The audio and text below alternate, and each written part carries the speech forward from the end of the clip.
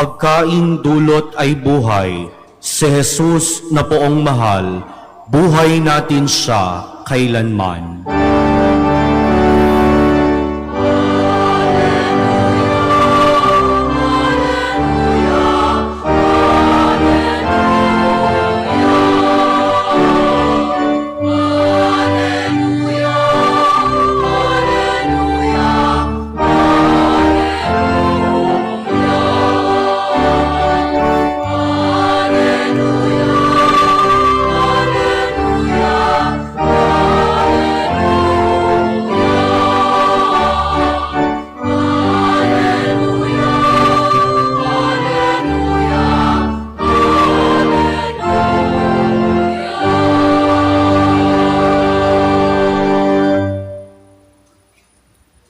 Sumainyo ang Panginoon. At sumaiyo rin.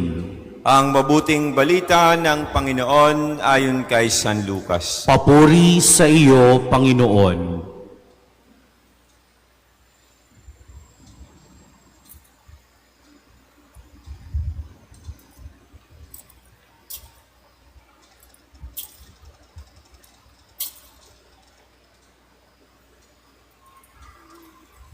Noong panahong iyon, nagsalita si Jesus sa mga tao tungkol sa paghahari ng Diyos at pinagaling niya ang mga may karamdaman.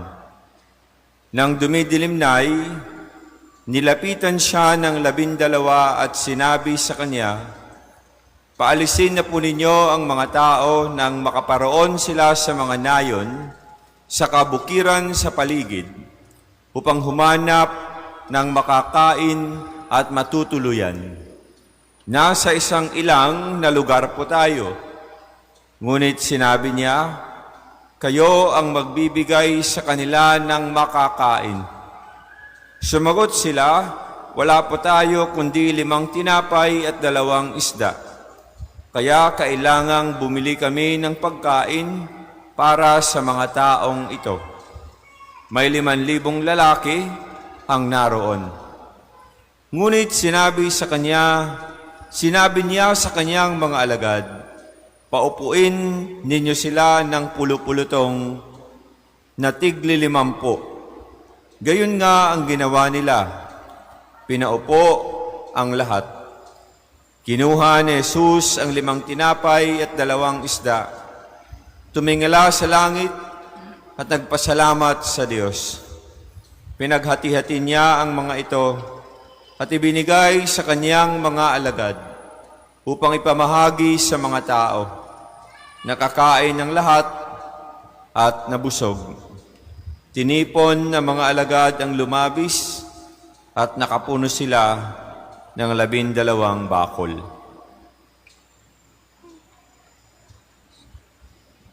Mga kapatid, ang mabuting balita ng Panginoon. Pinupuri ka namin, Panginoong Hesukristo.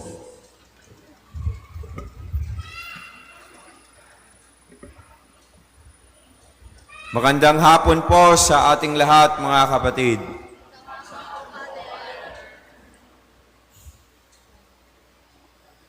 Sa araw na ito, ipinagdiriwang natin ang dakilang kapistahan ng kabanal-banalang katawan at dugo ng Panginoon. Noong Holy Thursday, sa Lenten season time, pagkatapos ng Lenten season, within the Holy Week's time,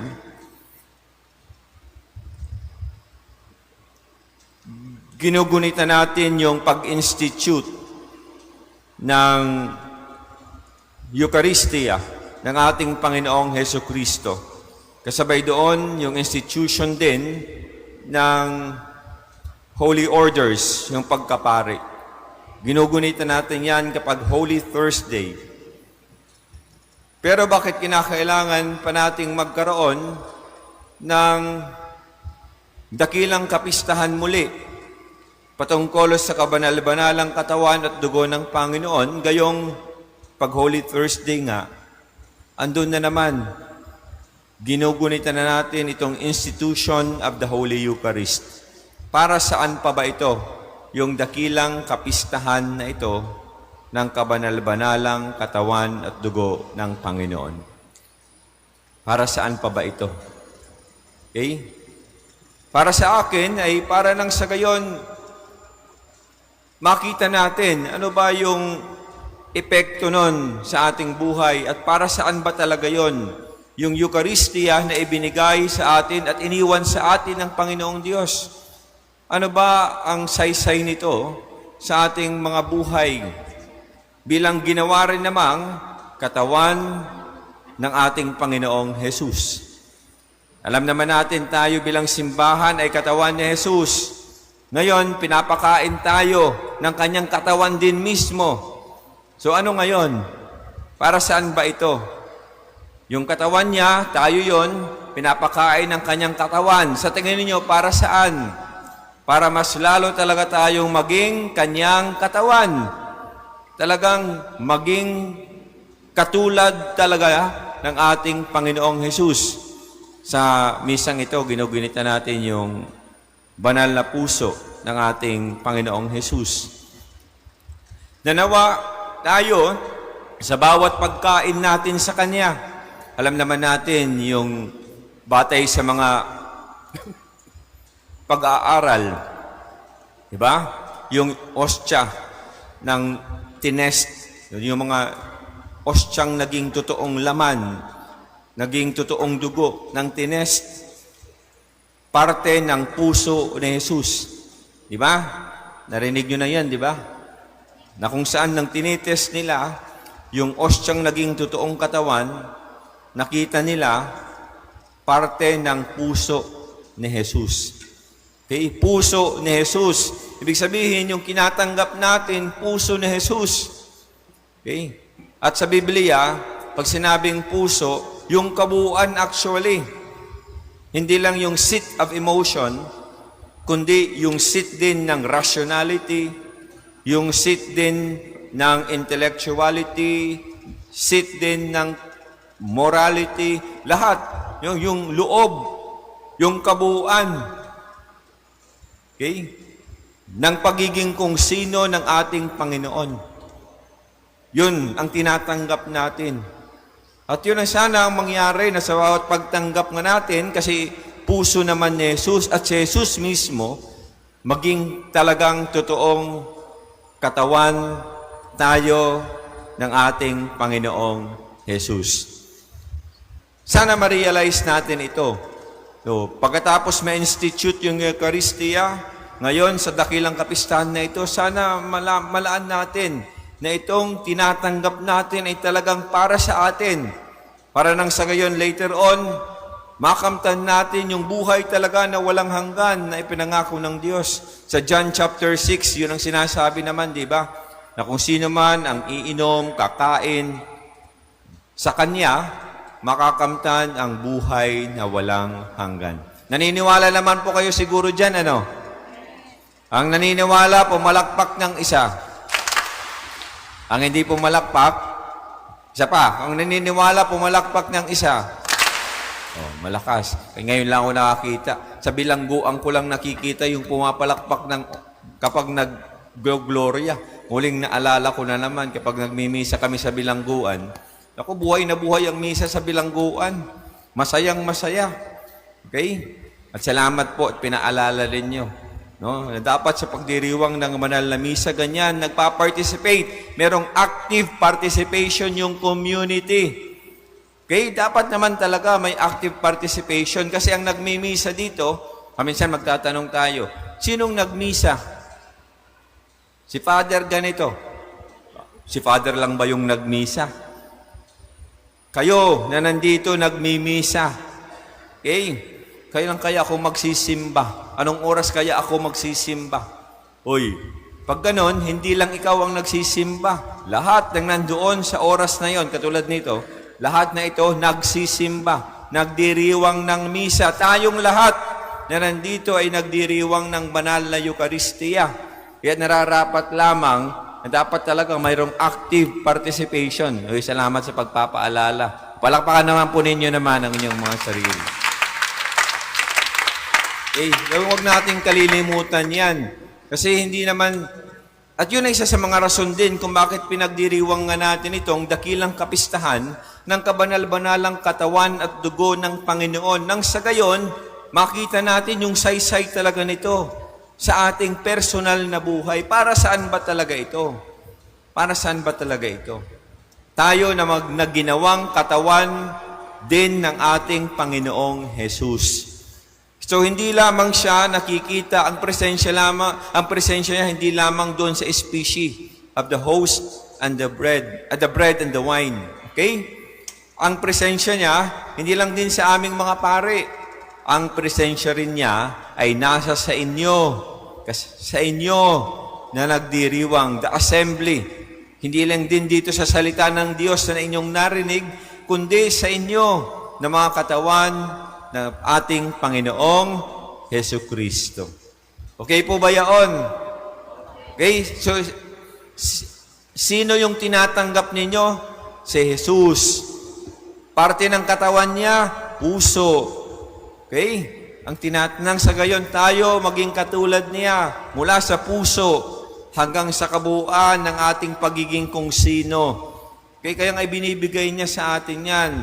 Ang tanong ay, tinatanggap ba natin? Tinatanggap nyo ba? Nang may lubos na pananampalataya, kaya nga ang sagot natin, Amen. So be it. Amen. Kasi may lubos na pananampalataya na talagang si Jesus ang ating tinatanggap. Mula sa nagbibigay na kumakatawan din kay Jesus. Okay? Papunta doon sa nagbibigay na kumakatawan din kay Jesus. Nakikita nyo? Okay? So ito'y pagdiriwang ng kabuuan ng katawan ng ating Panginoong Jesus. Kaya dapat makita natin ito. Kasama kayo dito, kasama ang lahat dito. Sa kabanal-banalang katawan at dugo ng Panginoon, ang nais niya na sana tayo talaga maging katulad niya. Sana may epekto. May epekto ba ang bawat pagtanggap ninyo ng sakramento sa buhay ninyo? Meron ba?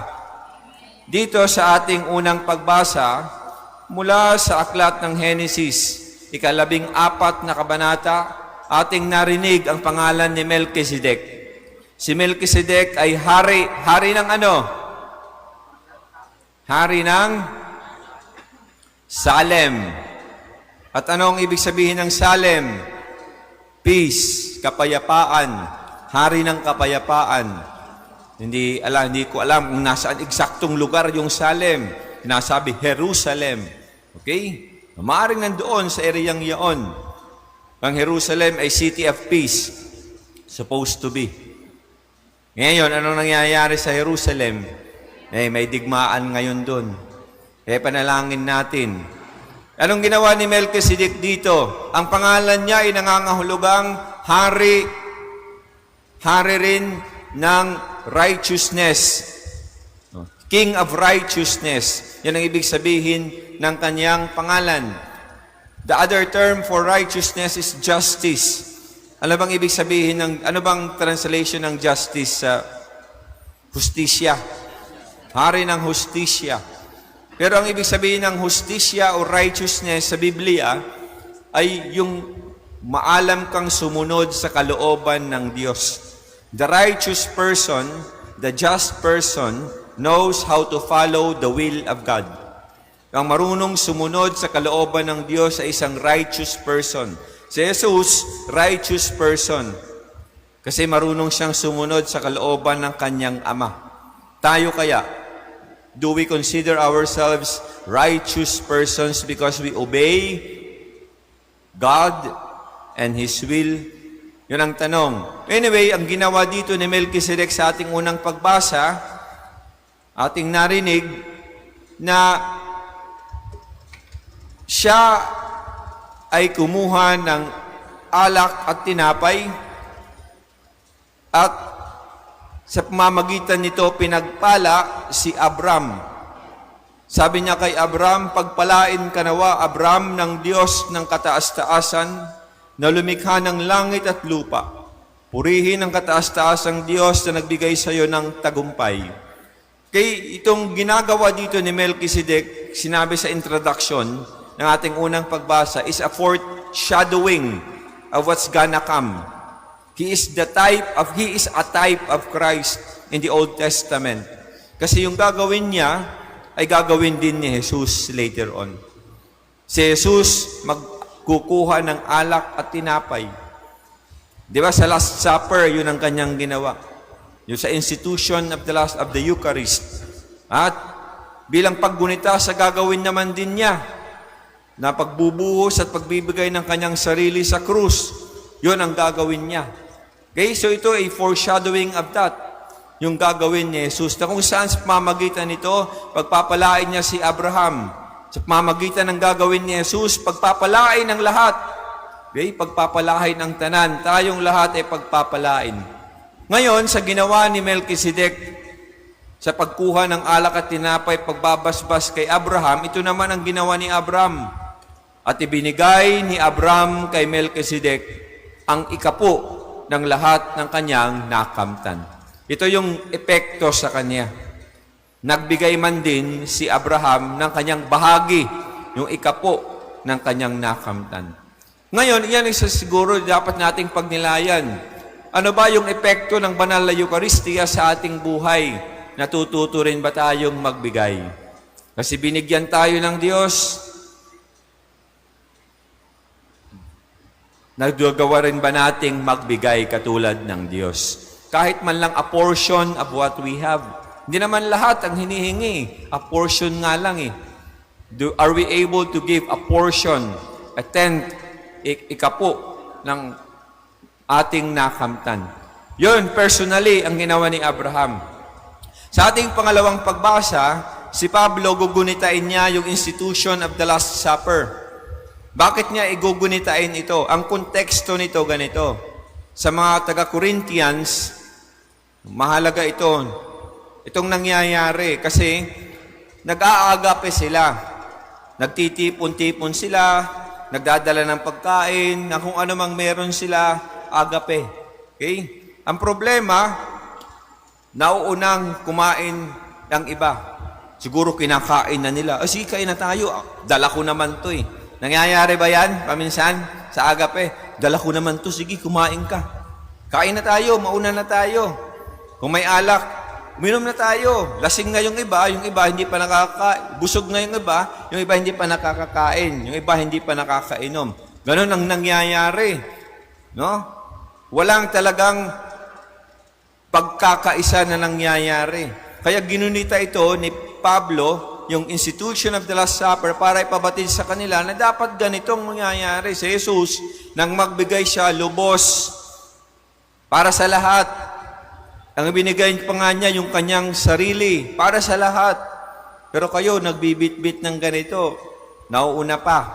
Kaya't sinabi niya sa kanila, to paraphrase his words, kung mabasahin ninyo kanyang sulat sa mga taga-Korinto, kung ganyan na rin lang ang gagawin ninyo, doon na lang kayo sa bahay ninyo. Nagbit-bit pa kayo. Nagdala pa kayo ng pagkain, ng alak o ng kung ano man, kung ganun din lang, mauuna rin lang kayo, mauna pa kayo mabusog, doon na lang kayo sa bahay ninyo. Huwag na tayo magganito, naglulukuhan lang tayo, kumbagay. No?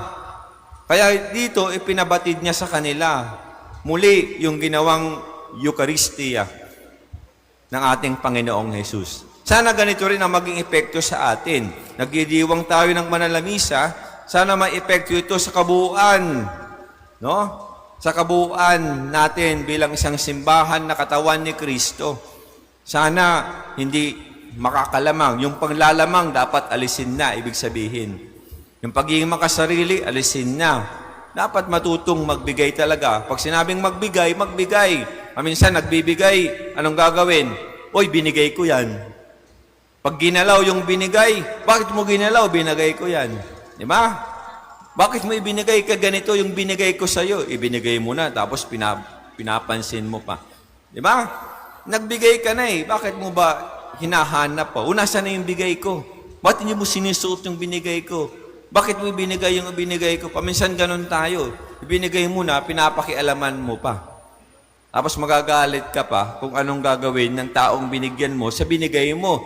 By that time, sa'yo kanya na yon eh. Kanino na ba yon? Kanino na yon? Sa'yo pa ba? Hindi na, binigay mo na nga eh. So bahala na siyang magdesisyon kung anong gagawin niya doon. Di ba? Bahala na siyang magdesisyon doon. O, paminsan, yalon tayo, masyadong nangkukontrol. Okay? Aakin naman yan eh. Yung mga bagay na hindi dapat, nararapat, makakatulong sa pagbuo ng isang pamayanan, ay dapat isang tabi na. Yun ang dapat nating alalahanin. Ano ba yung epekto ng banal na misa sa ating buhay, individually and collectively? Yan siguro pwede nating pagnilayan. Pwede po ba yaon? Dito sa ating ebanghelyo, finally sa ating ebanghelyo, ito yung feeding of the 5,000, not counting women and children. Ito yung feeding of the multitude na gagawin ni Jesus na makikita sa lahat ng ebanghelyo. Ang feeding of the 5,000 makikita sa Mark, Matthew, Luke, and John. Ang feeding of the 4,000 kasi may dalawang feedings na mangyayari. Ang feeding of the 4,000 nandun lang sa Synoptic Gospels, wala sa ebanghelyo ni San Juan. Dalawang feedings yun. At counting only the men, walang babae at walang batang binilang doon. So kung dito bibilangin, ilan ba yung nagsisimba ngayon? Lalaki lang ang bibilangin, ilan lang kaya ang nagsisimbang lalaki ngayon? Not counting women and children. Okay? Ganon. Ibig sabihin, mas marami pa sa 5,000 ang nandito. Kasi hindi binilang yung babae at saka yung mga bata. Pero tingnan niyo ang gagawin ni Jesus. Sasabihin niya sa kanyang mga alagad dito, sasabihin niya sa kanila, kasi gusto nila, paalisin mo na yan, kasi wala tayo, kulang ang ating dala-dala dito, 5 tinapay at 2, di ba? Yung sabi nila, pag bumili tayo, kukulangin din naman, paalisin mo na, para nang sa gayon, bahala na sila sa buhay nila. Bahala na sila, mamroblema sa buhay nila. Pero ang sinabi ni Jesus sa kanila, anong sinabi niya? Kayo ang magbibigay sa kanila ng makakain. At nagsimula sila sa pagbibigay mula sa kung anong meron sila. At yun siguro ang pwede rin nating tingnan. Sa pagbibigay, hindi mo naman kinakailangan lumabas pa sa kung anong meron ka eh. Kasi pwede ka rin namang magbigay sa pamamagitan ng kung anong meron ka sa ngayon. Di ba? Kasi paminsan sasabihin natin, ay wala akong pera. Wala akong maibigay. Kung tutuusin, imposibleng, no? Wala kahit man lang piso yan. No. Pwede ka naman magsimula doon. Sa piso, sa 2 piso, and so on and so forth. Okay? Pwede kayo hindi man perang pinag-uusapan kung anong meron ka. Like for instance, sa paglilingkod, may kakayanan ka, malusog ka. Hindi magsimula doon. Naalala ko tatay ko noon, naging miyembro ng konseho sa barangay. So, maaaring wala siyang pera. Dinadaan niya lang sa paglilingkod. Wala siyang mai-contribute materially, financially, pero siyang mag-contribute sa mamagitan ng kanyang sarili, yung kanyang serbisyo. Okay po ba yaon? Hindi naman kinakailangan palaging pera na lang, pera eh. Ay ba nga, ginagamit na lang ang pera. O sige, ito na. Tapos na. Okay? Binibili na lang. Pero ano bang mas, sa mga magulang dito, pag binibigyan nyo ba ng pera at pera lang yung inyong mga anak, tapos wala kayo, masaya ba yung mga anak ninyo? Hanggang pera na lang? So tingin ko, hindi rin sila magiging masaya eh. Later on, magko-complain din yan. Okay? Maaaring sa simula, okay lang sa kanila. Pero later on, hahanapin din ang presensya mo eh. Hahanapin din yung oras mo eh. Hahanapin din ang sarili mo. Totoo, hindi. Sa simula, siguro okay lang. Pero later on, hindi. Kahit nga ibigay mo na ang lahat, pero wala ka doon, hahanapin pa rin. Magre-reklamo pa rin kasi yung presensya mo pa rin yung pinakamahalaga. At si Jesus, yun ang ginawa. Ibinigay niya ang kanyang presensya, nagbigay siya ng oras, presensya sa atin. Pati na rin yung kanyang sarili. At hanggang ngayon, patuloy niyang ibinibigay yan sa atin sa loob ng banal na misa. Halimbawa na lang sa banal na komunyon, sa pakikinabang. Okay? Okay na po ba?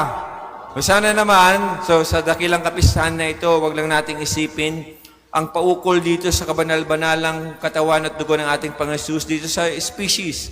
Kasi talagang nangyayari naman talaga na nagiging totoong katawan at dugo ni Jesus, yung ordinaryong tinapay at alak.